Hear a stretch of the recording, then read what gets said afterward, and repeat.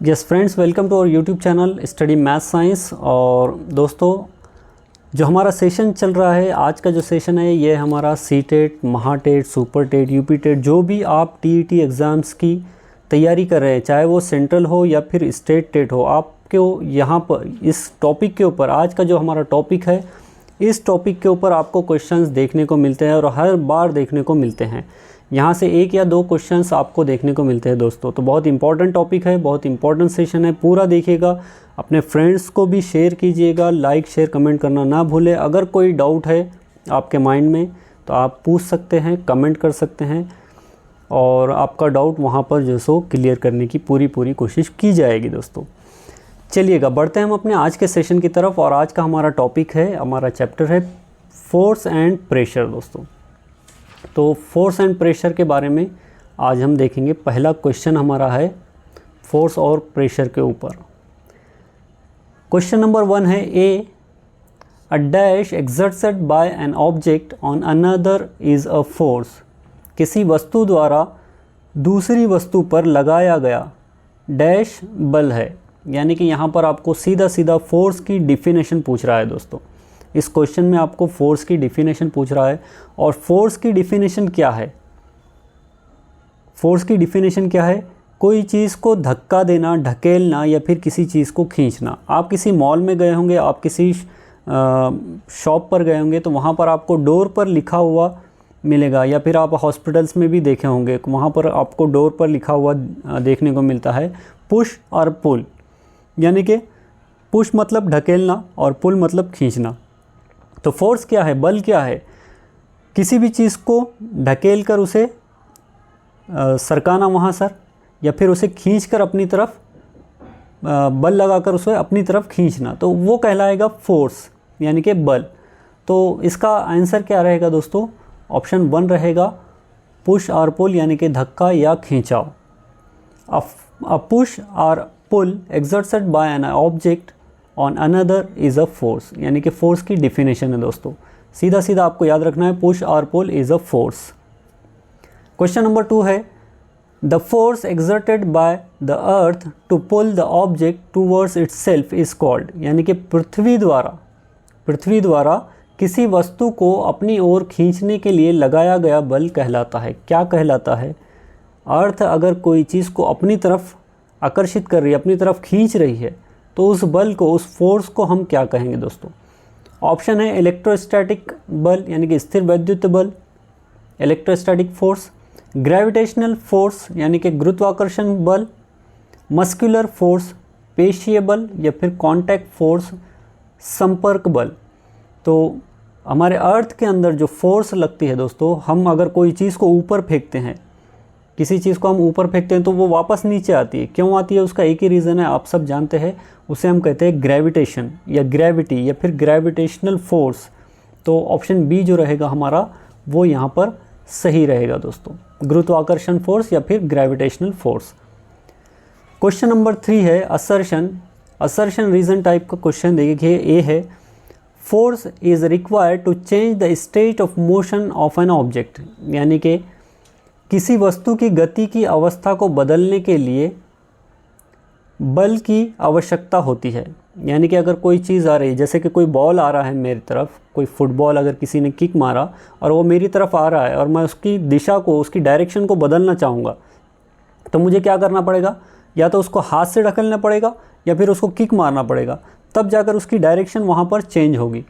तो बात तो यहाँ पर सही कह रहा है कि force is required to change the state of motion. अगर आपको उसके स्टेट ऑफ मोशन को चेंज करना है आपको, या फिर आप उसकी डायरेक्शन को चेंज करना चाहते हैं किसी भी ऑब्जेक्ट की, अब ऑब्जेक्ट की जगह पर हम एक बॉल ले रहे हैं, तो अगर उसे हमें चेंज करना है तो वहाँ पर आपको फोर्स की ज़रूरत पड़ती है, बल की ज़रूरत पड़ती है। बात बिल्कुल सही है दोस्तों। रीज़न क्या कह रहा है देखिएगा, force is defined as a push और pull that can change the velocity of an object.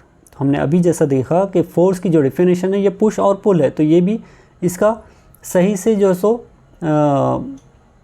क्या करेगा, स्पष्टीकरण करेगा इसका, यानी कि एक्सप्लेनेशन करेगा। तो यहाँ पर both A and R true and R is the correct explanation for A. तो हमारा ए जो ऑप्शन रहेगा दोस्तों ये यहाँ पर सही रहेगा।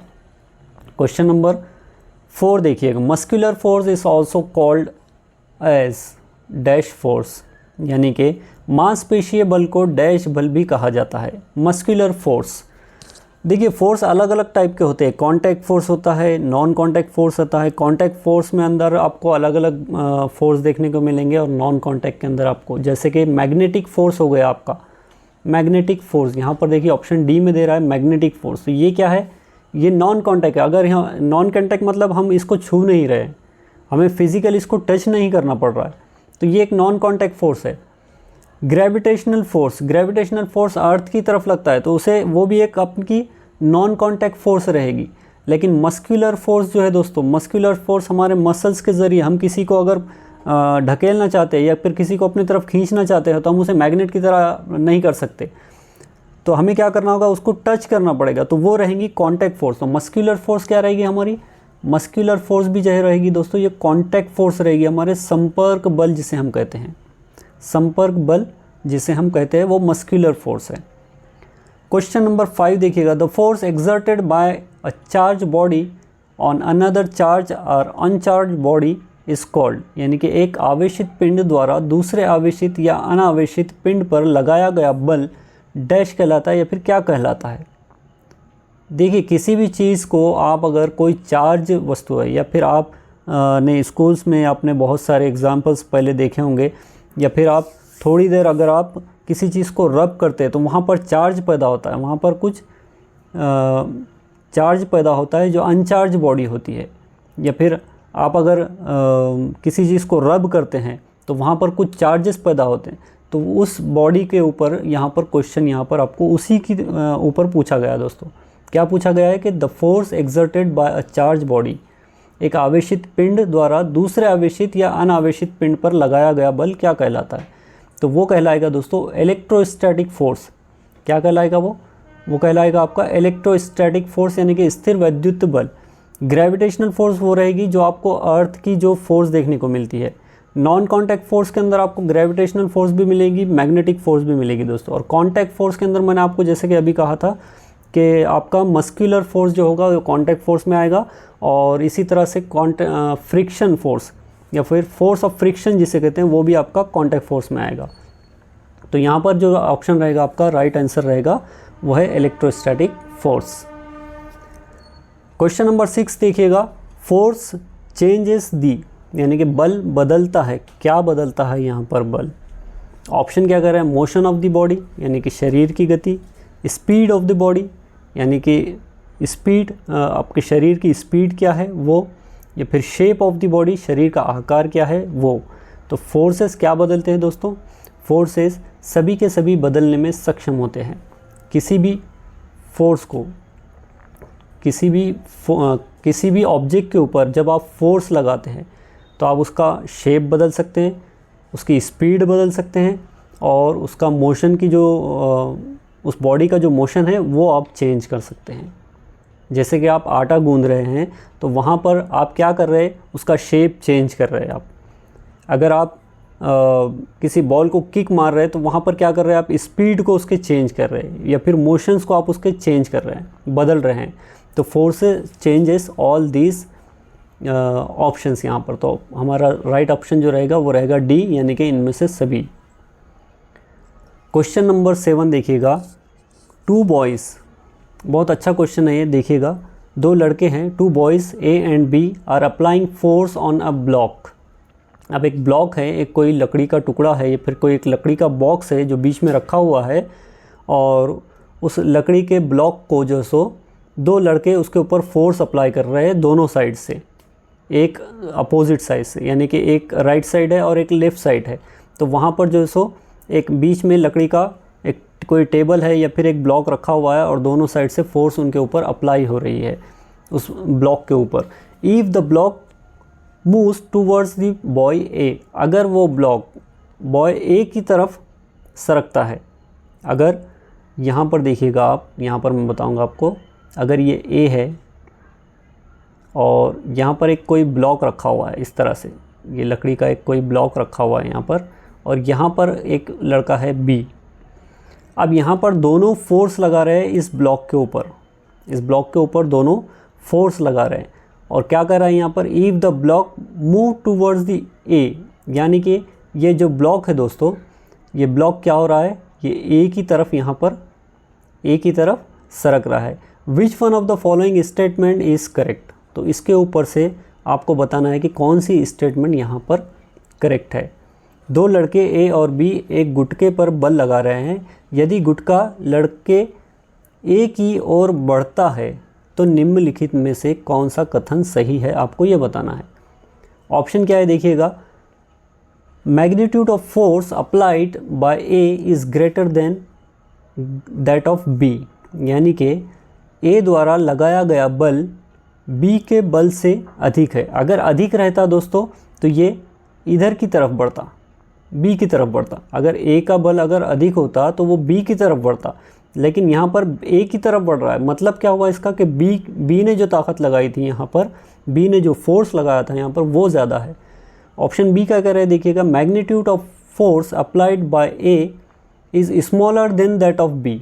तो ये बात बिल्कुल सही है कि ए द्वारा लगाया गया बल बी के बल से कम है, ये बात यहाँ पर बिल्कुल सही है। तो हमारा राइट ऑप्शन भी क्या रहेगा दोस्तों, हमारा राइट ऑप्शन जो रहेगा यहाँ पर वो रहेगा बी, यानी कि बी का जो बल था वो ए के बल से, ए के फोर्स से ज़्यादा था, इसलिए इसने ताकत लगाई बी ने, और ये जो ब्लॉक था ये ब्लॉक सरका ए की तरफ यहाँ पर। क्लियर है दोस्तों। चलिए क्वेश्चन नंबर 8 देखिएगा, when two forces act in opposite direction, जब दो फोर्सेस, जब दो बल विपरीत दिशाओं में कार्य करते हैं।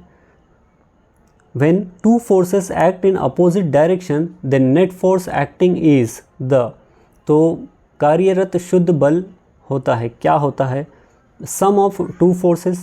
sum of two forces कब लगेगा दोस्तों, sum of two forces जब सेम डायरेक्शन में अगर किसी ऑब्जेक्ट को आप ढकेल रहे हैं, फोर्स लगा रहे हैं। जैसे कि अभी हमने एक ऑप्शन लिए थे, एक एग्जाम्पल लिए थे ब्लॉक का, किसी टेबल का, एक लकड़ी का टेबल है और उसको दो लड़के एक ही दिशा में अगर ढकेल रहे हैं, तो वहाँ पर क्या होगा, वहाँ पर जो फोर्स लगेगा वो उसका सम कर सकते हैं आप।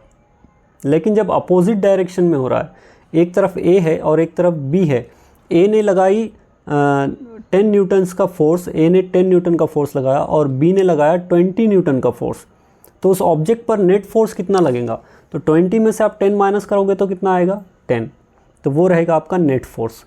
तो यहाँ पर हमारा ऑप्शन क्या रहेगा, दो बलों के बीच का अंतर, यानी कि आपने ए का फोर्स देखा, आपने बी का फोर्स देखा, बी का फोर्स था 20 न्यूटन और ए का फोर्स था 10 न्यूटन, तो बी यानी कि 20 में से आपने 10 निकाल दिए तो कितना बचा, 10 न्यूटन। तो ये रहेगा डिफरेंस बिटवीन टू फोर्सेस, यानी कि दो बलों के बीच का अंतर। तो ये रहेगा राइट आंसर।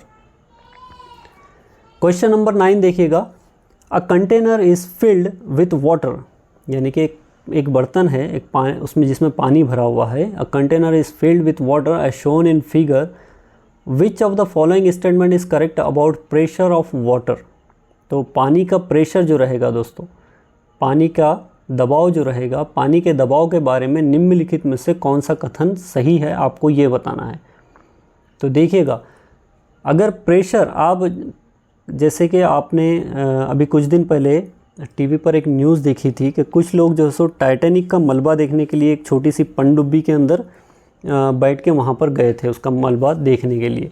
लेकिन क्या हुआ कि वो पानी की जो पनडुब्बी थी, जितना डेप्थ में जैसा जैसे जाती है तो वहाँ पर जाकर वो पिचक जाती है।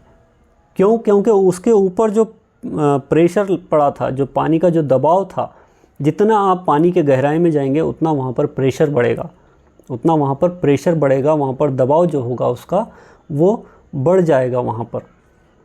तो यहाँ पर क्या कर रहा है कि ए है, एक बर्तन है जिसमें ए, बी और सी 3 पॉइंट दिए गए हैं और 3 पॉइंट के यहाँ पर आपको बताना है कि किस पॉइंट के ऊपर आपको प्रेशर ज़्यादा मिलता है, और इसको ग्रेटर देन या लेस देन या फिर इक्वल, इस टाइप में आपको ऑप्शन दे दिए गए हैं।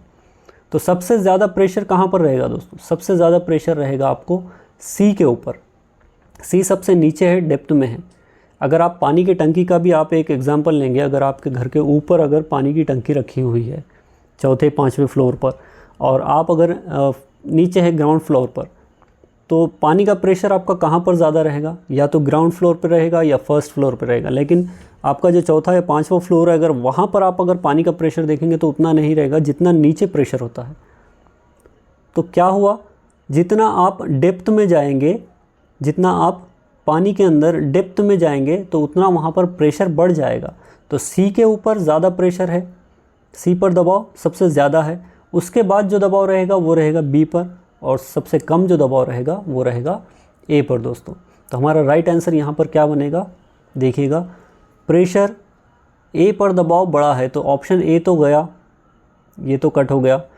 ए पर दबाव बराबर है, बराबर तो नहीं रहेगा, बी भी गया। ए पर दबाव कम है, ये तो बात बिल्कुल सही है, ए पर दबाव कम है बी से, और बी पर दबाव ज़्यादा है सी से, तो ये भी गया, बी पर ज़्यादा क्यों रहेगा। और लास्ट में हमारा ऑप्शन बचता है डी, यानी कि pressure A is less than pressure B and pressure B is less than pressure C. तो सबसे ज़्यादा दबाव कहाँ पर रहेगा दोस्तों, वो रहेगा आपके सी पर, और सी से कम रहेगा बी पर, और बी से कम रहेगा ए पर। तो यहाँ पर आप इसको समझ सकते हैं इस तरह से, जो सिंबल दिए गए हैं, यानी कि ये एक मछली का मुंह है, जिधर से खुला है उधर ज़्यादा है, और जिधर से बंद है उधर कम है। तो इस तरह से भी आप उसको समझ सकते हैं। चलिएगा, क्वेश्चन नंबर 10 देखिए, असर्शन और रीज़न टाइप का क्वेश्चन है। असर्शन क्या कर रहा है, if the force applied to an object is doubled while the area over which it is applied remain constant, the pressure will also double। मतलब क्या कर रहा है कि यदि किसी वस्तु पर लगाया गया बल 2 गुना कर दिया जाए, अगर कोई ऑब्जेक्ट है और उस पर कोई बल या फिर कोई फोर्स लगाई जा रही है और उसको 2 गुना कर दिया गया है, जबकि जिस क्षेत्र पर बल लगाया जाता है वो स्थिर रहता है, तो दबाव भी 2 गुना हो जाता है। तो ये बात बिल्कुल सही है, आपको एक एग्जाम्पल के ज़रिए से यहाँ पर आपको समझना होगा दोस्तों। तो पहले तो आप समझिएगा कि प्रेशर का जो फॉर्मूला है ये क्या है, फोर्स अपॉन एरिया। अब यहाँ पर आप अगर देखिएगा, फोर्स अगर यहाँ पर 5 है, फोर्स अगर यहाँ पर 5 है, और एरिया है आपका, या फिर आप फोर्स को यहाँ पर 10 लीजिए समझने के लिए, फोर्स आपकी 10 है और एरिया है आपका कितना, 10। तो प्रेशर कितना आएगा यहाँ पर, प्रेशर कितना आएगा, 1। लेकिन अगर हम यहाँ पर क्या कर रहा है क्वेश्चन में, अगर आपको फोर्स डबल कर देना है, अगर आपको फोर्स डबल कर देना है, तो यहाँ पर फोर्स कितना कर रहा है वो, 10 के जगह यहाँ पर फोर्स को कर रहा है हम 20। तो 20 जब कर हम करेंगे तो 10 को 20 से डिवाइड करेंगे तो यहाँ पर कितना आएगा, प्रेशर कितना आएगा, प्रेशर आएगा यहाँ पर 2।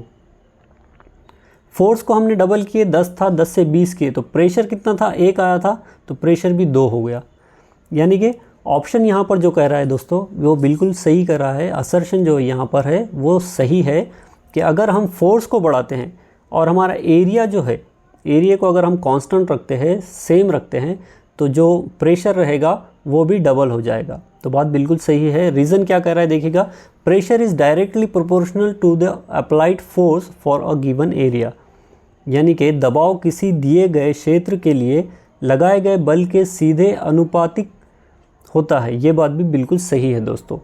तो फोर्स जो होता है, pressure is directly proportional to the applied force, ये बात भी बिल्कुल सही है। तो both option A and R are true and R is the correct explanation for A, ये हमारा राइट आंसर रहेगा।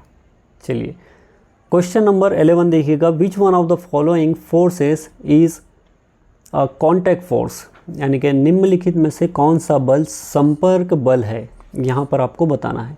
देखिए, हमने इसके ऊपर डिस्कशन भी किया हुआ है चारों ऑप्शन के ऊपर। ऑप्शन ए है फोर्स ऑफ ग्रेविटी, यानी कि गुरुत्वाकर्षण बल, बी है मैग्नेटिक फोर्स, यानी कि चुंबकीय बल, सी है फोर्स ऑफ फ्रिक्शन, यानी कि घर्षण बल। जब हम फ्रिक्शन का जब चैप्टर देखेंगे दोस्तों, तो वहाँ पर हम फ्रिक्शन क्या होता है, कितने टाइप्स के फ्रिक्शन होते हैं, ये सारे के सारे हम डिटेल में देखेंगे वहाँ पर। तो आपको यहाँ पर सिर्फ बताना है कि कौन सा कॉन्टैक्ट फोर्स में आता है। और डी है इलेक्ट्रोस्टैटिक बल। तो यहाँ पर हमारा राइट ऑप्शन जो रहेगा दोस्तों, मैंने आपको बताया था कि कॉन्टैक्ट फोर्स जो होता है उसके अंदर एक मस्कुलर फोर्स आता है और दूसरा फोर्स ऑफ फ्रिक्शन होता है।